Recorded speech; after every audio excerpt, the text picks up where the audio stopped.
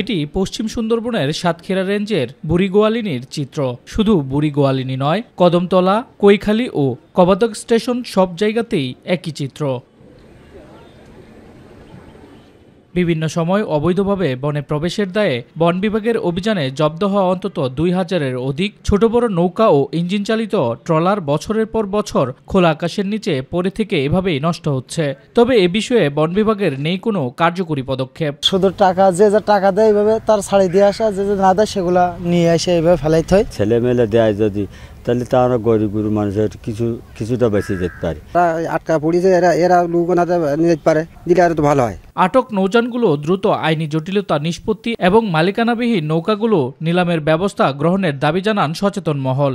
দ্রুত কেস নিষ্পত্তি করে আবার এই মালিকদের অল্প পয়সা বা নির্ধারিত টাকায় ফিরিয়ে দেওয়া যায়, তাহলে গরিব এই যে এখানকার মল, জেলে, বাওয়ালি এরা যেমন রক্ষা পায় অর্থনৈতিকভাবে, তেমনি সরকারও অনেক রাজস্ব আয় হয়। এ বিষয়ে বন বিভাগের এই কর্মকর্তা জানান, মামলা নিষ্পত্তি ও নিলাম প্রক্রিয়া দীর্ঘ হওয়ার কারণেই নৌযানগুলো অযত্নে অবহেলায় পড়ে নষ্ট হচ্ছে।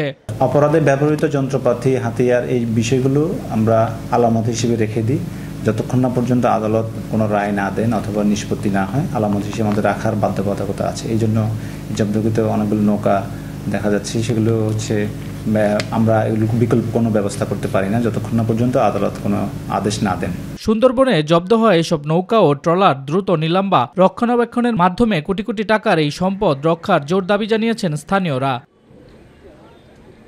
শামস তাবরিজ উচ্ছ্বাস, মাই টিভি নিউজ ডেস্ক।